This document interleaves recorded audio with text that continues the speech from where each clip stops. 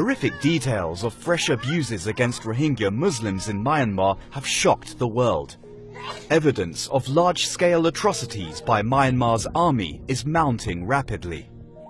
Two senior United Nations officials say more than 1,000 members of the ethnic minority group are feared to have been killed in the bloody crackdown.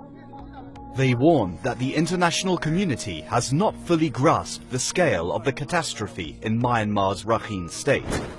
One of the UN officials said, on condition of anonymity, that the talk until now has been of hundreds of deaths. This is probably an underestimation. We could be looking at thousands.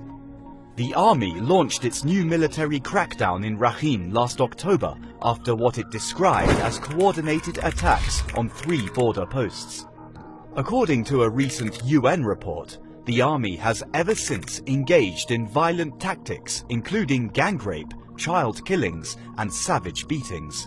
The UN has based its damning report on interviews with Rohingya refugees who fled to Bangladesh. This scale of abuse and of rapes and of killings is, tantamount to ethnic genocide, and I think that the UN really needs to intervene in this situation. We cannot wait on the authorities in Myanmar to report back on the situation with this minority.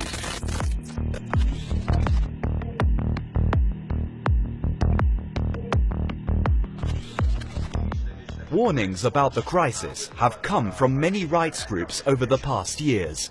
Last year, Human Rights Watch published satellite imagery showing that 820 buildings, including several mosques, were razed in Rohingya villages in Rakhine State in just over a week. 1.1 million Rohingya Muslims in northwestern Myanmar are grappling with apartheid-like conditions. The Rohingya are denied citizenship despite living in the country for hundreds of years.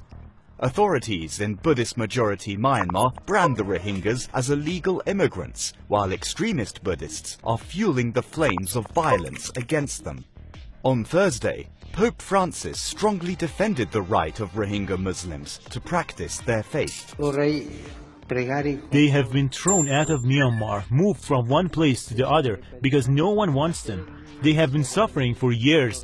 They have been tortured, killed, simply because they want to live their culture and their Muslim faith.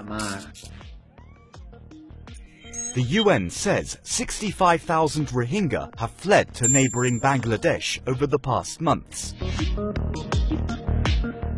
This is in addition to 500,000 displaced in earlier waves of violence. The extent of the violence has been giving rise to speculation.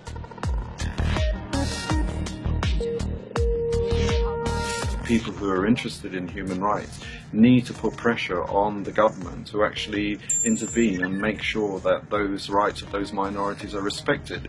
Every country, every nation is made up out of majority and minorities, and if we have the situation of one minority being oppressed in this way and with people not intervening and looking the other way, then it sets a dangerous precedent.